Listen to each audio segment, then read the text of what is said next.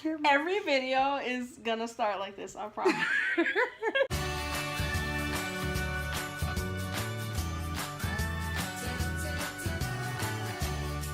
We are going to do the how much is the cost of teaching tag? Yes. Okay, that's what we're gonna call it. And did she start this one? I believe so. I think so. So shout out to Smarty Style for starting this tag. Thank you. Hopefully we're not misquoting that. Hopefully not. And in case you don't know who we are, I am the Emerging Educator. And I'm Naturally Niani. And the reason we actually decided to do this video together is because we both live fairly close to Chicago. And I teach in Chicago and you teach in the suburbs of Chicago. And so when we were talking with Ruth, aka Diary of a Mad Black Teacher. Shout out, girl. Hey, girl. When we were talking with her, she came up with the idea that because we live so close to each other and we're teaching in the same vicinity, we should probably collaborate on this video. Yeah. So here we go. What's question number 1? All right. What state or country do you live in? Well, I live in Illinois. I live in Illinois as well. In the United States. Okay, right. That was easy. Number 2. Number 2, how many people live in your household? Just me. For me, it's 4. I have a husband and 2 wonderful children that will never leave the nest. All right. And question number 3. Are you a single or double income household?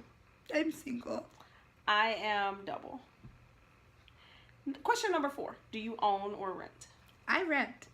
I rent as well. Question number 5. What is your highest level of education, and does your education level affect your pay? So I have a bachelor's in elementary education, and I have special certification in ESL and bilingual education. Okay. And does your education level affect your pay? It does. So in Chicago Public Schools, they have a lane and a step system. So it's kind of like the rungs on a ladder. So if you are fresh out of college and you don't have any experience and you don't have any a higher degree or anything, you would be considered a level or a step 1, lane 1. So that's the bare minimum. And then as you get experience with the district, you go up steps. And then when you reach a certain amount of steps, you can go up a lane. And if you have a higher education degree, you are automatically at a higher lane, but at a different step. So yes, your education does affect the lane and step that you're on. So our system is pretty much the same. Mm-hmm. Same thing with me because I have my LBS 1 certification, special educator, and then I have my master's degree as well. It's my class. I have my master's degree as well. I do start out in a different lane, I guess, so to speak. But I was just laughing. So we're actually here filming this at my house. I said, you know what? I really don't know what tier or what lane I'm in because I never thought to really think about that or memorize that. But I do know that I am a little bit better off than, like she said, a beginning educator. I come with, oh my gosh, 13. This year will be 14 years of classroom experience, but 5 years specifically as a special education teacher. So I do start a little bit higher on the salary scale than most. Where am I looking on your phone? We're using her phone, by the way, so I have no clue where I'm looking. Over here? Same spot as last time? Here. Yeah, and I can edit that. No, I just looked at the screen last time. Okay, sorry. And I am I transferred to CPS this past year, so when I came in, I would have been at a lane 1, step 1. However, I did have 3.5 years of teaching experience and my special certification, so that actually took me to a lane 1, step 3, or lane 2, step 1. I have to check. Yeah. But I know I'm smarter than your average bear. I'm a little bit higher than average. You go, girl. Question 6. Question 6. How much did it cost you to attain your degrees? And are you still paying for your education? Can I go first on this one? Please do. So I just recently communicated with the Department of Education, and I'll just say that I'm over $60,000 indebted with my student loans, and I will probably be paying for them well into my grandkids start learning how to drive and probably getting their own loans as well. So if you guys want to contribute, my Cash App. No, I'm just playing. I'm just kidding. And the same for me. I'm still working on my student loans. I have about 60 grand. And that's with me actually saving money by not living on campus as an undergrad. So at my school, the way it worked was, it was about $10,000 to live on campus, and then the cost of your tuition. So each semester, it would be roughly about $17,000.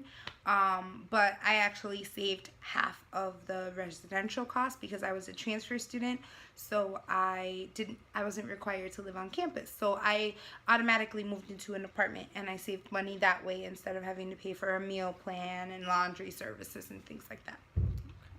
Smart one. All right, what number are we on? Number 7. Oh. Yes. 7. Okay, so number 7, I think we interpreted this question different ways, but let's see what we come up with, because I'm horrible at this in the first place. Number 7 says, how is your salary schedule structured?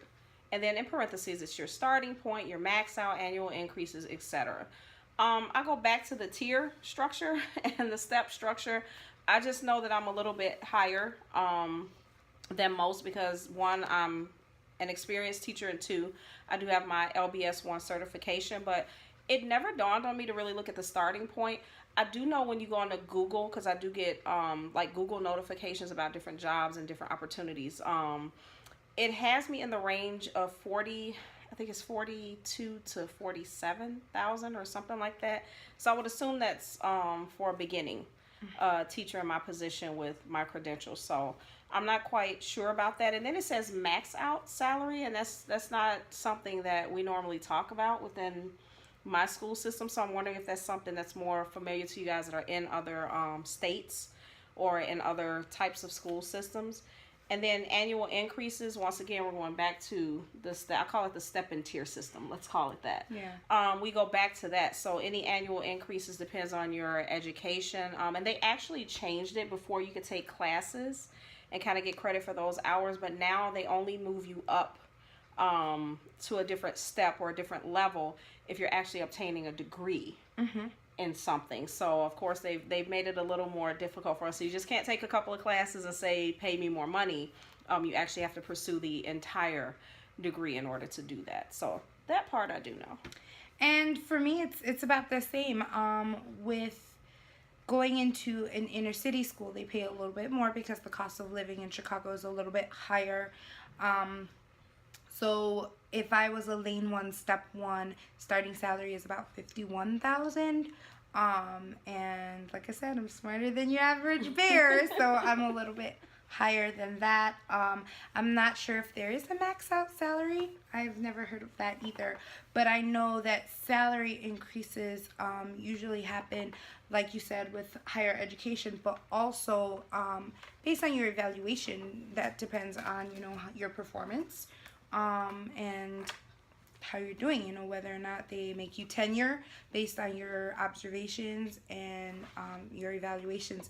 You get determined whether or not you've earned tenure, and when you earn tenure, you make a little bit more money. Okay, so what question are we on? I believe we did number 9. Number 9. 7. We did 8. Where are you on the salary schedule? Okay, we did do that one. Okay, number 9. Do you supplement your income in any way, and if so, how? You first. So it's interesting, yes and no. I don't want to say supplement. I have a hobby that I can make money off of, but I have not pursued it the way that I want to. But my shirt, as it indicates, I am a wrap queen.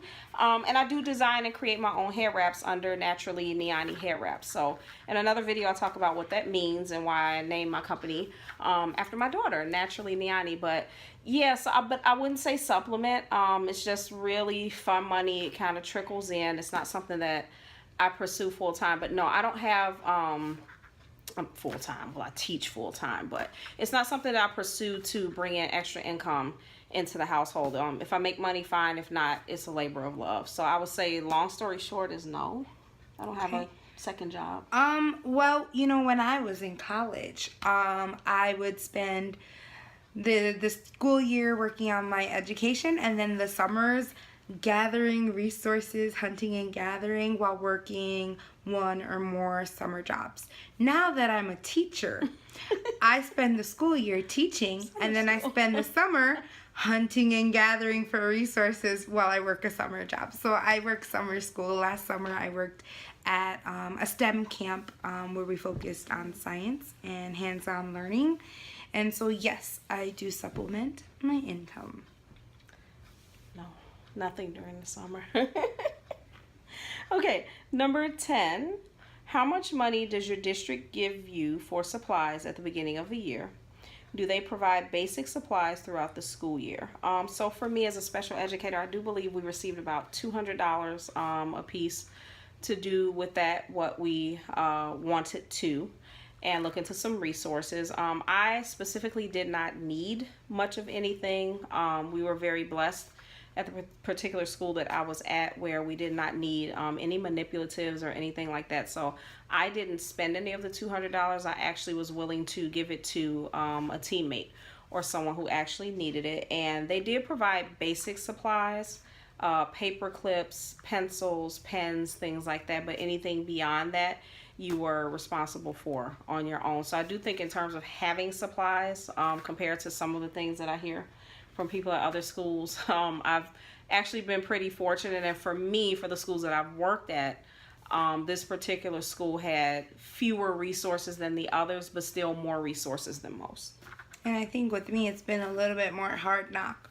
They don't give us anything. No, they actually gave us a budget this year of $500 to purchase whatever we needed for our classroom. However, we don't get basic supplies for free. So we don't receive pencils or pens or paper clips or anything like that. So with us, we actually have to, at the end of the summer, or at the end of the school year, beginning of the summer, we give our future parents the back to school list, and that's basically, other than that allotted money, that's all we've got. So mid-year, if I run out of tissue and that's all the kids brought, it's coming from me, because that's all we've got left.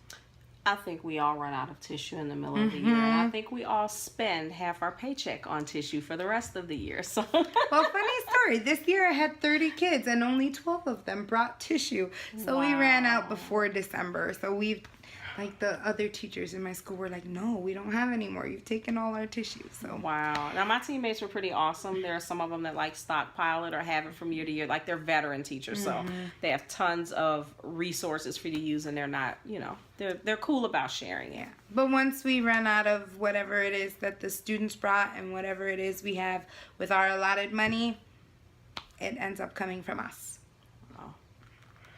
Okay, number 11. Do you have additional deductions taken from your paycheck? I'm going to try not to laugh hysterically, because I just took a look at at one of my pay stubs, and I counted, if I'm not wrong, almost 9 deductions coming out of my paycheck. So I'm going to let you answer that, and I'm going to look and make sure that that's correct.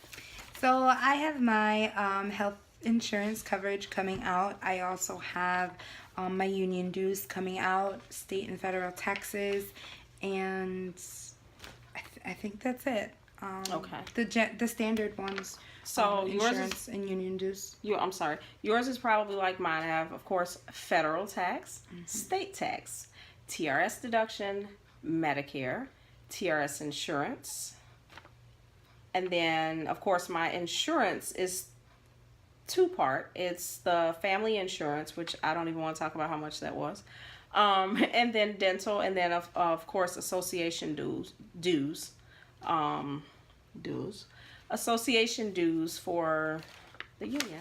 So, and then I have a little bit less because I don't have a family to have dues taken out of, or deductions taken out of. So. Yeah. So the insurance cost was a different beast this year. Like I said, I've had the luxury of being at schools where group insurance was very, very low cost. And this year I got a taste of what it's like to not be at a school where that was the case. So we literally had to contemplate whether or not I was going to have insurance for the family or not for the year, because it was just that expensive. Number 12. So we laugh at this question too.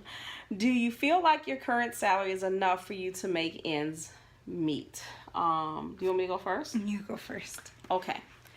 In all honesty, I think if we lived, and I don't want to say within our means, but if I'm honest with myself, I do spend my money sometimes on things that I either don't need, or I overspend, and I'm one of those people, she can tell you because she's at my house right now. I probably have at least thousands of dollars worth of stuff in my back room back there that I don't need, but I buy it just in case. So I'm that just in case person. I see it on sale. And so saying that, I do think when I look at my salary and my husband's combined, if we were a little wiser with our money, it's absolutely enough to make ends, and we're making ends meet, but we're not on that Dave Ramsey level at all. But I do think the cost of living here, when you're near Chicago or in a suburb of Chicago, is crazy, which is why people are exiting our area and they're moving toward the south more than anywhere. I have a lot of friends that are literally leaving Chicago because it's too expensive, and the suburbs are even more expensive. So of course we're not balling by any means, but we're not starving by any means either. But it would be nice, and someone did a video, I can't remember who it was, talking about per child, it was a video or a blog, per child, how much we make versus a daycare worker, or versus someone that does something, you know, comparable to what we do, but we don't get compensated like other people get compensated. So I'm saying yes and no. Do we make enough? Do I make enough to help contribute to the household and survive and keep lights on? The answer is absolutely. But I do know I could budget better and I could do better. And in comparison to other teachers in other places, I do think I am pretty blessed as far as my salary is concerned. But as a teacher, do I think I'm paid what I'm worth? And do I think you're paid what you're worth? Absolutely not. And I think most of you are in agreement with that. And you know what? I totally agree with you. When I first read that question, I was going to say, no, we don't make enough. But you know what? I do. I mean, I'm living on my own, and I've been teaching for 5 years, and somehow I always manage to make ends meet. And it could be my supplemental income. That definitely helps me out in the summer, because not all school districts pay teachers in the summer. My school district now does not pay teachers in the summer. My school district last year actually had your income stretched out over the year, so you still got paid in the summer. Your checks would be smaller every pay period. However, you had that nest egg of knowing that you had money coming in the summer. And this year I don't have that, so I definitely need to work. But yeah, I am making ends meet, but some years are tougher than others. It just depends on how many supplies parents bring in, how much the school gives us, and how much the kids are using. I mean, if they use an excessive amount, you know, I have to go and buy additional supplies. And yes, it might sound like 1 or 2 boxes of tissue. Okay, your class needs tissue, but if they need tissue 3 times a week for the other 13 weeks of the year, that's gonna be a nice bill. And sometimes parents aren't always able to help with that cost. So it depends on the year whether or not I'm able to really make it. But it's like you said, you know, I do keep the lights on. My cable's not getting disconnected. So no interruption in the Wi-Fi service. But yeah, some years are a struggle. So you kind of inadvertently segued into the next question. How many months a year do you receive a paycheck? So my situation is a little bit different. You were saying how you don't have that for the summer. I don't remember having a summer where I did not get paid. So maybe that's part of the reason why I don't work during the summertime. But I am fortunate enough to be able to have that, like you said, that peace of mind of knowing that something's coming in. And that's one of the perks of being a teacher that I do like. And a lot of my friends, I know they low-key hate because I get to stay at home. I get to relax. But what they don't understand is that the other eight months that I'm actually earning that money, I literally need the other 3 months to recuperate. So I do have the luxury of being paid over the summer. Yeah, and like I mentioned before, like last year at my school I did get paid in the summer, but I still chose to work that summer because you never know if that could change from year to year. So I went ahead and I started saving the money that I earned last summer, so that way this summer it's not as big of a financial burden and I'm able to still make it and do more and come visit you. Drive to visit her. And that's another thing. It depends on your commute and gas prices. And so toward the end of the year, gas prices started going up. We're at like $3.25, $3.29 in the city. Where I live, it's only about $3.10. Yeah. So I'm pretty fortunate as far as gas prices are concerned. But all of those things factor into whether or not you're making ends meet, so to speak. So number 14, in general, what are your major monthly expenses? So I think we're going to differ a little bit in this. So the way my husband and I have things worked out is he literally takes care of all of the needs, so to speak. So roof over our head, utilities on, cable is his luxury, so he pays for that. And then my income, I come in and I am able to pay for my car payment. I'm able to pay for the cell phones for the entire family. We're a family of 4. So keep in mind that that's not that cheap. We're all unlimited on T-Mobile. So if you're on T-Mobile and you're unlimited, you kind of get an idea of what the bill is like. I do keep up with my own credit card bill.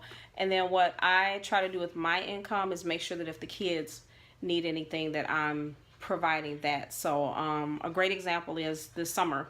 For instance, my son, he runs summer track. I travel with him.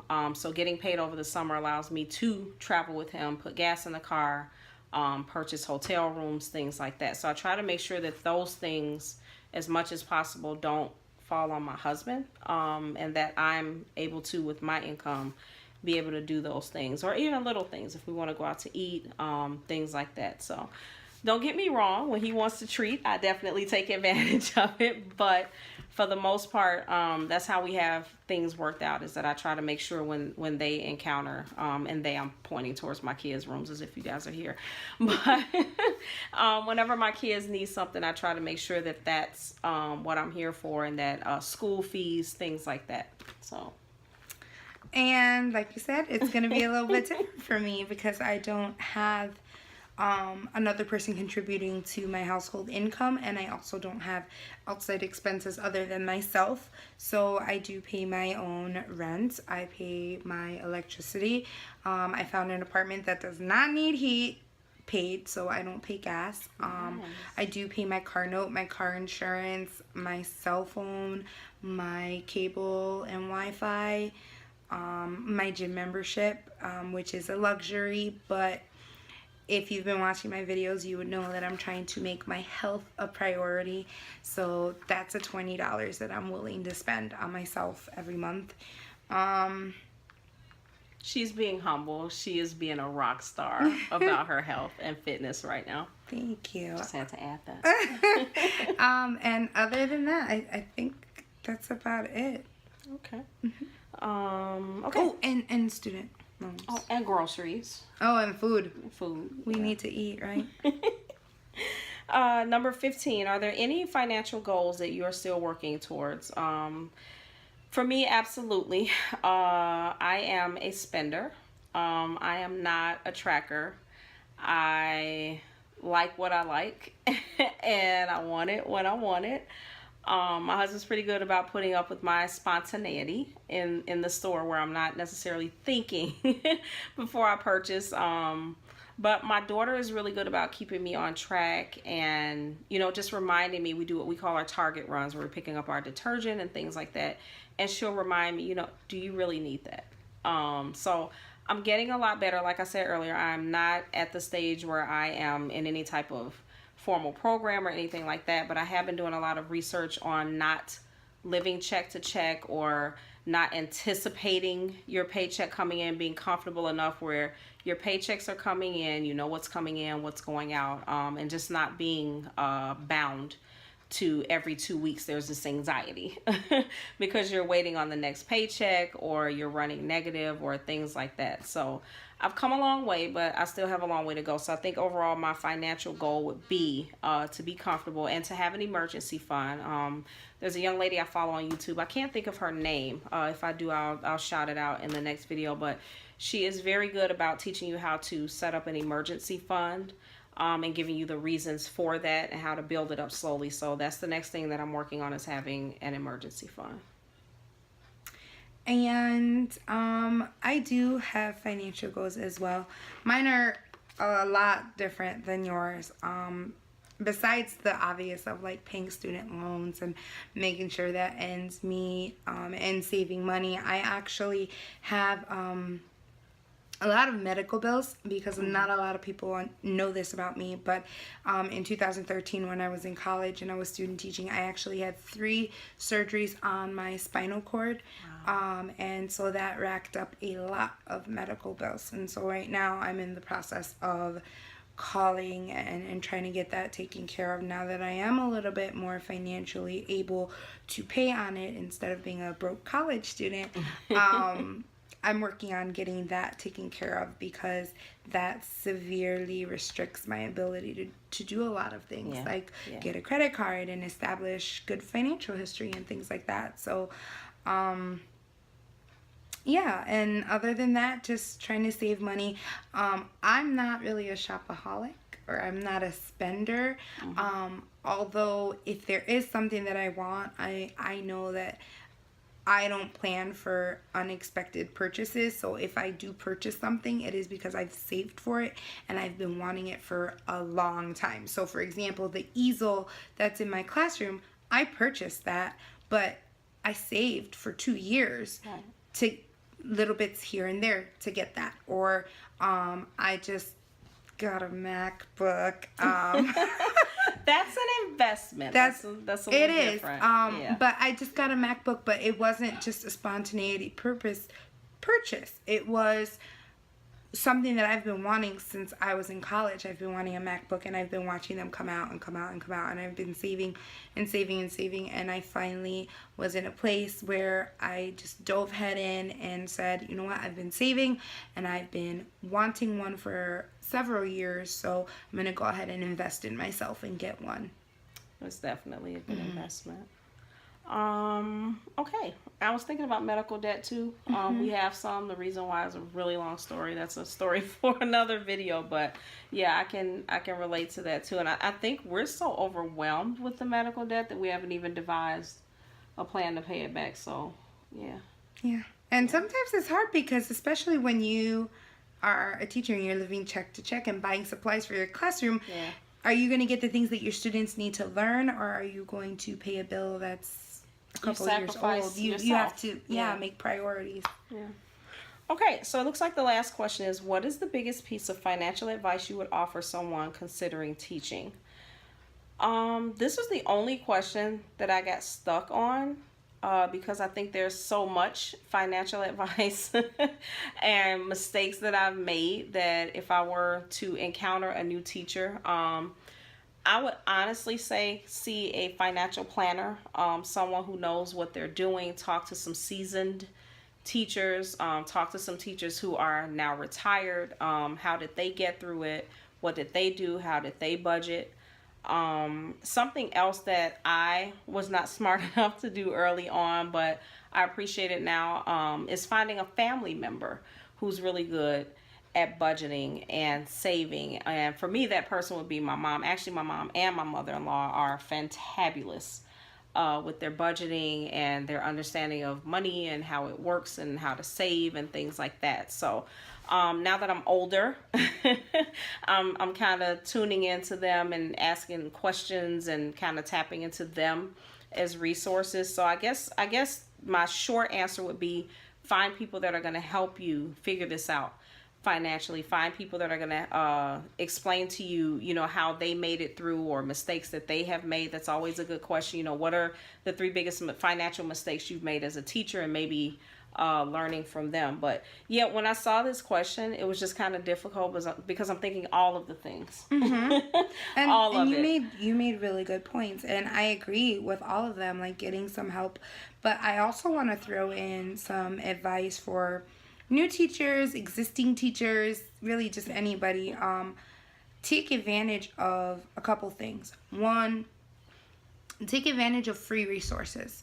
So, for example, if you know people who are giving away supplies that they no longer need and you need them, go ahead and grab them. And I look at you because she may throw some my way for next year. And speaking of which, look in your community for some free resources. I know I did a video earlier this year about Scarce, which is in Glen Ellen, Illinois, and they have resources that are available and free to teachers. Definitely going to visit. So we have to go visit there. Also, take advantage of things that you can make.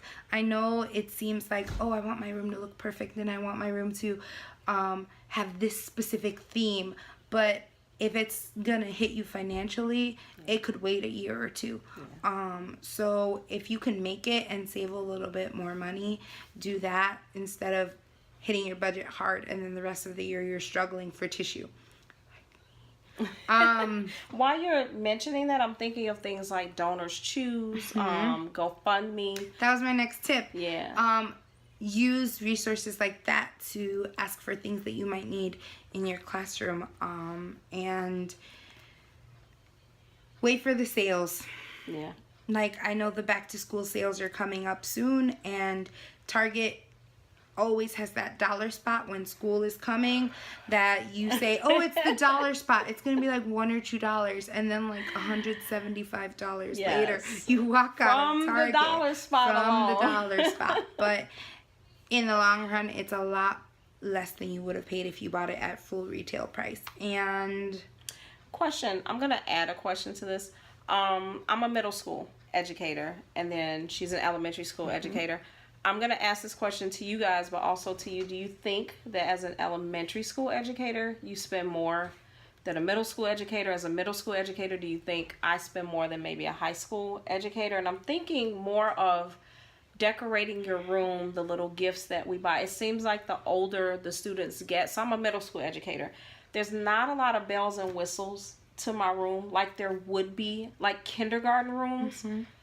I'm amazed at kindergarten teachers. Like, kudos to you guys. I don't know how you do it, because there's decorations and things everywhere, and you teach second grade. So second grade, yeah, absolutely. So do you think you spend more money? Yeah, actually I do. And you're absolutely right. The younger your students are, the more visually appealing your classroom needs to be to keep them engaged. And when you get older, the students are more on their cell phones, on their devices. They don't really care about the pretty color scheme, or, I mean, if they do, they don't really show it as much as a 6-year-old walking in the room saying, oh, wow, look at this place, you know? So we definitely in elementary spend a lot of money on class decor, which kind of takes me back again. Take advantage of free resources.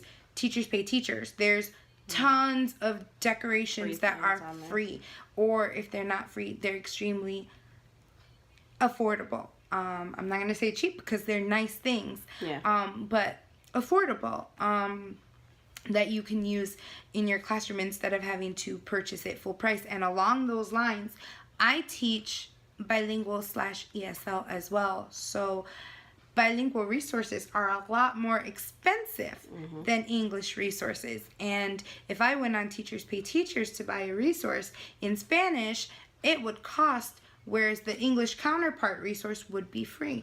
Because the bilingual teachers have to put more effort into making it accessible for those students, whereas you can find several different versions of it in English for free. So that's also something you have to consider when you're purchasing resources, like what is the demographic of your classroom. Never thought about that. Yeah. But that's what this is all about. Like, we're so much alike, but then we're so different. So it's nice to and it's nice to see all of you guys do this tag as well, just so we get an idea of the cost of living in other places, and it's just interesting to see the practices and the norms versus our norm. So yeah, and so thank you to Miss Smarty Style for starting this tag, and I promise, this is to Latanya. I promise, now that my channel is up and running, and Elisa is she's definitely got my back on doing these videos. I am a little camera shy, believe it or not. But the Old Navy, the Old Navy challenge is coming, and I'm actually trying to pull her into it so we can do some Old Navy collaborations with you. I wait for the sales. I only go when they have the flip-flop sale for $1. No, early on in our relationship, I'll say, Latanya and I, we talk about Old Navy and like how absolutely adorable she is and all of their clothes, and how they should sponsor her and send her a big box of stuff every year. Shameless plug for her. But I would like to be able to do that as well, especially as a plus size woman. So I thought it would be fun if you and I were able to go shopping and tackle an outfit, a teacher outfit. I think we can make that happen. I think we can make that happen. And that is the end of the tag. That is the cost of teaching in the Chicagoland, Illinois area. Couple shout outs to some friends we know who also did this tag. Ruth, Diary of a Mad Black Teacher, Real Rap with the Reynolds. He did it as well. Who did you see that did this tag? I'm horrible with names. You know There's so many. Did Senior as the Spanish bot do it? I don't know. Possibly. We'll have to look. But we're just glad to be in this tag. And keep an eye out for our collaborative series. And if you have not watched the video yet, you have to check that out. It's on both of our channels. And yeah, I'm not going to tell you all about the video. There's something special going on with the video, but you need to watch it. But we do need your help, and there is a giveaway. That's all I can say. But we need your help, so please check that out and hook us up. Absolutely. All right. All right. I think